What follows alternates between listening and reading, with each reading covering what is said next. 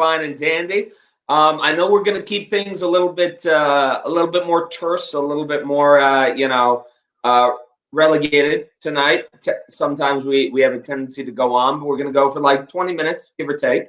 Yeah. But I know that you are terribly. Yeah. Before we go there, hold on.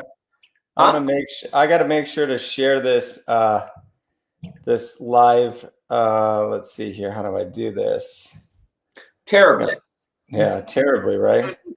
Then I'll figure it out while we're talking here. All right. Well, once Mike has that one figured out, what we're trying to do is kind of let people know what we're trying to do, trying to accomplish, both in terms of keeping the doors open and lights on. Well, doors open, less so. And outreach to the community. So Mike, what are we doing? So we have a new initiative that we started last week, just as a big thank you to all of our first responders. I mean, everyone who's out there in the community, just still serving, the essential services, I guess you could say. We're doing a free will and POAs, powers of attorney, both medical and financial, for all frontline responders on this. Just a big thank you. We want to give back. And we've been getting so many questions and phone calls just about, wanting to look over what people have in place. We get it. Like, we're scared. Everyone's scared. And we just want to, at least do what we can to help everyone sleep better at night. And that's the least we can do to give back. Yeah. No, and you and I have talked about this. Like, neither one of us is a healthcare professional. We're not medical professionals. We can't be the people who are out there testing and curing. But it's like, look inside. What do we have the ability to help with? Right. And on the legal side of things, you know what? There's an awful lot there. So that's just kind of what we're trying to do. Yeah. Hey, Angie, how are you? Thanks for tuning in. Hi, Angie. Yeah, so just to that end, we're available when you're available. I mean, you can see, right behind me. Let's see, it's the opposite way. Bunch of FedEx boxes. I mean, we're doing what we can, mailing out plans. Just keeping it moving, so we can get on a Zoom call any time of the day. I mean, as you all probably feel like Monday feels like Saturday, feels like Wednesday. It's all the same. 6 a.m., 7 p.m. We're all here. We're all doing the same thing. I can't remember when I first heard it, but under quarantine, there are 3 days: yesterday, today, and tomorrow. And those are the three. I got a big old stack that looks like Mike's over there with the FedEx boxes, because we're still humming along. People are not only still in need, but arguably more so, or at least more aware of it than they were, a month ago. Because everybody used to say, well, this will never happen to me. Yeah. Shit, then it happened to them. Ed, I have a question for you. So we do a lot of work with and have relationships over with the Beaumont network. And, a lot of times when we're working with healthcare professionals, we get asked, I have a power of attorney. It was given to me at at the hospital. Can you touch on, is that the same thing that we're doing in our office? What does that cover? Let's talk a little bit about that. That's a loaded question. Let me just tell you right off the bat. So here is the pros and cons of the booklet, which is, I mean, you've seen it, I've seen it 1,000 times. There is a produced by the state of Michigan booklet that is a sort of a fill in the blank patient advocate designation. It's not bad. Just to say, if you have it, it's not bad, but it's not as good as it could be for a few reasons. One big reason is it only deals with physical health issues.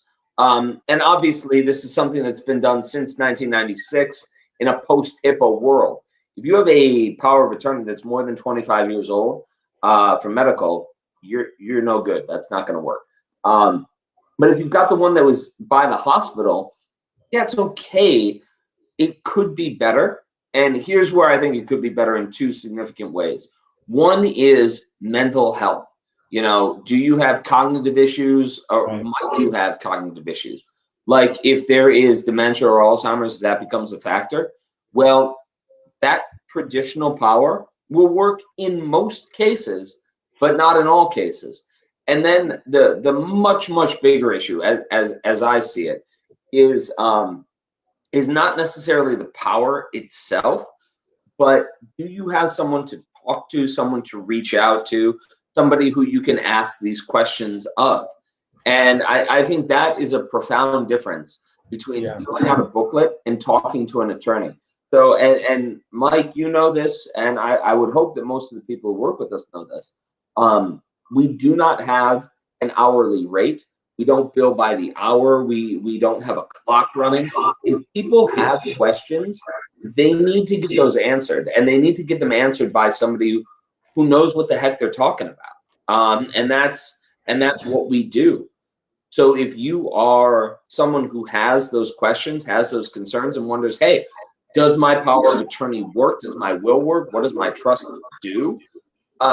Do not hesitate to pick up the phone and call us, either to talk it through or schedule a meeting. We don't bill by the hour for that. We want to be open about it. It's shocking the number of people who don't know what their powers of attorney do or do not do. Yeah. And they won't tap into that, and they won't ask their attorney who set them up, because they're like, oh yeah, we did that, but if you want to talk to us, well, that's $300 an hour. And so people won't call. So hey Pat, I want to circle back to a comment you made, because I think you made a really valid point. A lot of times a lot of times, like a standard form, a booklet, it might be okay, and with the guidance of someone who does this all the time, it could be really okay, if that's if you understand what I mean there. Because a lot of times we'll see those forms filled out incorrectly. Well, they'll just put some information in there, it's in the wrong spot, it's not going to accomplish what they want. Have you found that? I found that a lot with powers of attorney, and the place that I find it most profoundly is with veterans administration applications. So, and this is something, Mike, I know you're aware of, but probably most of the people watching are not aware of. It is illegal. It is not permissible by law for an attorney to charge for filling out a VA application. You cannot do that, right? There's surrounding things that you can do, planning and this and that. But when it comes to actually filling it out, you can't charge for that. And it's not that complicated. It's kind of like filling out the healthcare booklet, but you have to do it right. You have to put the right things on the right lines. And as you read through it, the more you do it, the more complicated, the more confusing it becomes. And so the more helpful it is to have somebody over your shoulder being like, that's right. Put your kid's name over here, do this and that. And that's the way it is with the power. That what we're offering, I think, truly is not even so much the actual power of attorney, though it's tremendous, but that counsel, that 10, 15, 20 minutes, 30 minutes, however long you need, kind of talking through, answering the questions, and knowing what you know or don't know, Right. And a lot of times I find that some of the powers of attorney are very institutional specific. So it's not like you can take this power of attorney over then to your primary care doctor and say, here's my power of attorney, because usually it has provisions in there that relate to the institution that had you sign it. Well, that was what I was going to flip back to you on the financial powers, in terms of, are they all not just same, but if I did a power of attorney with, Bank of America or Chase Bank, can I then take that power of attorney and go somewhere else with it? Like, what have you experienced in that? Right. So I want to get back to something on the healthcare, so don't let me forget. But on the financial, it's the same thing. Very institutional specific. There's restricted powers of attorney for things like sale of property. If you're just going to authorize someone a one-time power of attorney to go in and sign your sale of your primary residence, they can do that. It's limited in scope to that specific transaction, and then it doesn't work for anything else. So just knowing knowing the reach, the how broad, what institutions does this apply to? What authority are you giving to people? The one which is really important. The one thing I want to circle back on also is sometimes people get pushed in front of them a document to sign to say, I want, maybe my spouse to be able to make decisions for me. Usually that healthcare power of attorney that the institution is pushing on you is going to revoke any prior power of attorney. So you might have done a very extensive power of attorney with an office just like ours or anyone else who knows what they're doing. Yeah. You want to make sure to use that one. Take it with you to any operation that you have. Don't sign something that then makes null and void any planning you did in the past. Now, Mike, if I have a stroke, or if I have dementia, or if I'm not competent, I certainly couldn't revoke power of attorney that I've done before, right? If totally competent, sane, in the world, in the realm me, does all of this sophisticated planning, incompetent me could never revoke that, right? Oh, interesting that you say that. Huh. Yes, it's kind of this weird thing in the law that you always have the good, bad, or otherwise. I don't really have an opinion about it, but you always have the ability to revoke your power of attorney. Michael, I am shocked. Yeah. So incompetent me can revoke the power of attorney that competent set up. So let's throw a hypothetical out there. You have a power of attorney in place that appoints me your decision maker, right? I would never do that, but go on. That's a good idea. Yeah. You get in a car accident and you are now unable to make your own decisions because you've had some traumatic brain injury, whatever the case may be. You could be deemed completely incompetent by 10 physicians. It doesn't matter. If you just say, you know what, I never did like that Mike guy, I revoke my power of attorney. I don't want him to do it anymore. Now what do we got? Effective? That works. That unmakes my power? That it does. And now we have to go to court if we want to be able to have decision-making authority and get appointed as your guardian. So is there a way around that? Could you draft a power that secured yourself against those sort of things? I don't know. You know what? It's just not coming to me right now. I feel like you know the answer to this. Oh, well, maybe what you could do is you could put language in that power that said if you revoke it, sure, that's effective, but maybe we put a waiting period in there, like 15 or maybe even 30 days to say, hey, you know what? If you revoke this power, you totally have the authority to do that, but maybe you might not know who you are in that moment, and you want to guard against that. Yeah. Maybe we could put a little waiting period in that. Does that sound like? Anyone ever told you how smart you are? Did you just come up with this? You know what? They have, but only since I was 6. They have. There's a 5-year period there where it's questionable. Do you see how I bit my tongue on that one? Yeah. I was going to say something, and then I decided not to. But no, this is one of those things where, and for the people who are watching and this and that, like, the most important thing is not necessarily the document. It's having someone to talk to, having someone to run these ideas past.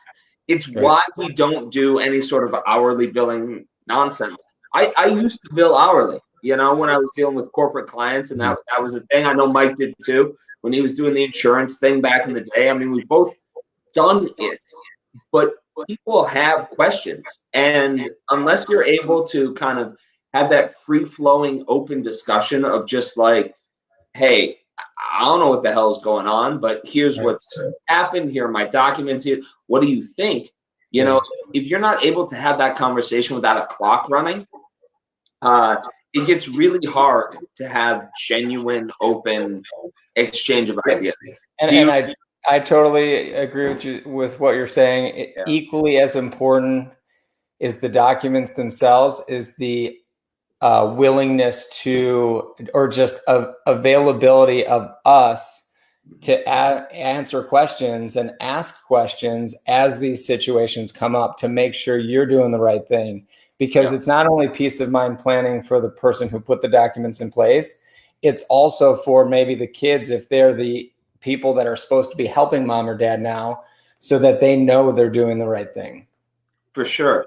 Well, and that's something I know, Mike, that you've been in these rooms, and I've been in the same rooms where the family brings in the will, they bring in the trust, they bring in the planning documents that they've done, because the person who is the trustee or the personal representative in Michigan, we don't have executors. We have personal representatives, though everyone calls them executors, the personal representatives. But, to be in that room where the kid just hands you the will, hands you the trust, and says, "Hey, tell my brother and sister what's going on," Right. because I don't want to be in that position. And that's something that not only do we do every day, but I think is really important. You could charge for it, but we don't. The idea being, when people here's how it's going to happen from some impartial third-party source like us, like the lawyers, they accept it and they understand, okay, this is what's actually going on. Sometimes when it comes from a brother or sister, emotion comes into play, or this or that. So we play that buffer role. We're the ones who people get pissed off at. We're the ones who people are like, well, the lawyer said it, so whatever. But that's actually a really good thing. You would much rather, I think, candidly, you would rather get upset or have your kids upset at some generic attorney than you want them fighting amongst themselves. Let them all get upset with us, and then it plays out all right. For sure. Hey, Pat, let's. I know we promised people that we were going to talk about long-term care planning today. Oh shit! Yep. Yeah. So here we are. Yeah, with we said 20 minutes, and now we're almost at 20 minutes. 20 minutes in. All right. Let's touch on long-term care planning. I want to first start with maybe here's my definition of, you hear these terms so often: estate planning, elder law attorneys. We get asked what's the difference, and in my mind, the basic difference is estate planning is, and I know you're going to add to this, but estate planning is, how do I make sure my stuff avoids probate, pays as little tax as possible, transitions wealth to my kids or whoever my beneficiaries are as easy as possible. Elder law planning is that journey from independent living to assisted living to skilled nursing to hospice, and just the legal channels that we have to navigate while we're going through those phases of life. And in my opinion, I think that's much more challenging and difficult than just making sure someone's estate, not that it's not important, but making sure their estate avoids probate. What would you add to that? Could I chip in on that one? Of course. May I comment? I knew you would. Right. That's why I said that before we even jumped in. All right. I think you're spot on in the way that you define estate planning. The way that I shorthand that, estate planning is death planning. Your estate is what you leave when you've died, when you're gone. And most people, they plan for their estate. They say, I've died, here's where this is going. And maybe back in the day, the estate tax, and there were issues involved. Today, that's not the primary concern. It truly isn't. Right now, if you have what's called a taxable estate, so if your estate, if all of the things that you are leaving to your kids is worth less than $11.4 million in the state of Michigan, there is no tax. However, if you are married, now we're not at 11.4, we're at 22.8. And is your estate worth less than $23 million? Because if it is, then you don't really concern yourself with estate tax. If it is, call us today. We'll take your call 9, 10, 11 o'clock at night, 2 in the morning. Mike will pick it up at 2 a.m., right? If you have an estate tax. Email, just give us a buzz. 100%. Give me my cell phone. Check the comments. We'll put that in the comments.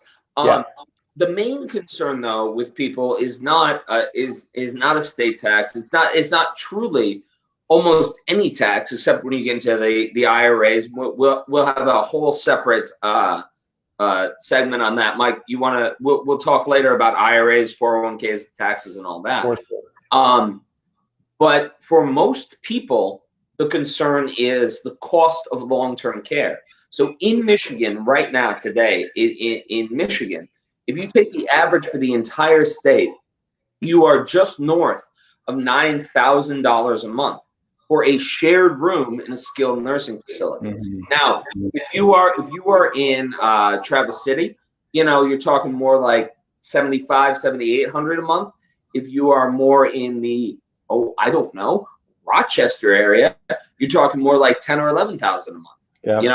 It depends where you're at, what the demand is, this and that. And in our experience, in my experience, and I know it's yours the same, Mike, that cost is vastly more detrimental to families than any sort of estate tax or anything like that. You're not paying estate tax. You don't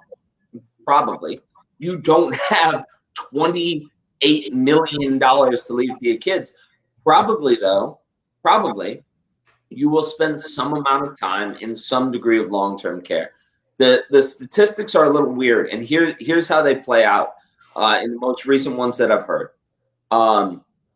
About 75% of people will need some degree of long-term care, and that is everything from independent living to assisted living to maybe you had a fall and you just need a rehab stay, that kind of thing, right? But that's 3 out of 4 people. And then when you drill down into the numbers, it ultimately winds up being about 6% of the people who ultimately need it. So about 8% of people over the age of 65 wind up needing long-term care for greater than 5 years. It's 8%, right? So that's about a 1 in 12 chance that if you are over the age of 65, you'll wind up needing either assisted living or skilled care for more than 5 years. And if that care costs $9,000, $10,000, $12,000 a month, right? 5 years of that is $600,000. Where is that money coming from? Right. And that's, to my mind, that's the heart of our practice, is how do we protect people? How do we keep people from going broke in those situations? So Pat, I'm going to cut you off then before we dive too deep into that, because I feel like we could do a whole 30 minutes on what are your options when it comes to paying for long-term care. How do we protect those assets if you don't have anything in place currently or no plan? And I'm sure we're going to get a bunch of questions around that. Does that make sense? Let's do that. It does, Mike. If I let you go on this weekend, if I let you go, my kids will be sleeping. I won't even be able to kiss any of them a good bed tonight. You will be sleeping if you let me go for 20 minutes. All right. No way. But no, I think it's really good. I think it's really important. And we'll get into that a lot more. But circle back to where our starting point was. The reason that the booklet that you fill in at the hospital is good but not great. The reason for that is fill it in. If you have nothing in place, fill in that booklet, right? Do that. However, we're doing call us up. We will do a better job of it, and we will answer those outside questions. And Mike, back me up on this one. I think talking to an attorney and getting those questions answered is valuable. That's my position, at least. That's why we're doing what we're doing. Amen. So that's our ask. Please share this with anyone who might be eligible to take advantage of the will and power of attorneys that we're offering free, just as a thank you. Yeah. Yeah. Here, I'm gonna interrupt you for 2 seconds. Not for the first time, not for the last time. But when we say first responders, we mean the frontline people. If you are delivering mail, if you are picking up the garbage, like if you are somebody who is making our lives continue to function in the semblance of normalcy that we have, we're here for you, right? Yeah. We'll do this legal work. Call us. We'll answer your questions. I'm sure some of you are at least scared or concerned. You know, my sister is a frontline emergency room nurse, and I've just been sending her like nonsense memes and a lot of love because I can't do anything else. She's over in Oregon, but here in Michigan or over in Chicago, we can do a little bit more directly. So seriously, if you are someone, or if you know someone, or if you love someone who is on the front lines, we're here for you, right? Absolutely. Thanks for clarifying, Pat. Totally. All right, everyone. Have a great night. Appreciate you taking the time to listen to us. Share this with anyone who might be eligible for that free will and powers of attorney. And if there's any topics you want us to cover, feel free to reach out to the firm in any way. We got email, website. I mean, there's tons of ways to engage. So just I gotta reiterate what Mike just said. Like we give away so much stuff, like knowledge wise, talk wise. If you have questions, we'll answer them. Please reach out. It's hard to talk to families that didn't reach out 4 or 8 or 10 years ago. I mean, I know, Mike, you've had these conversations where they sit down and they're like, well, we should have done something back in, 2006, but we didn't think that was the time, and now it is. What can we do? And your options are a lot more limited now than they were 14 years ago. So you're going to learn on Wednesday why it's so important to act sooner rather than later, right? Something called the 5-year look back. 5-year look back. Wednesday's topic. We're done for now. All right. Take care, everyone. Stay safe, people.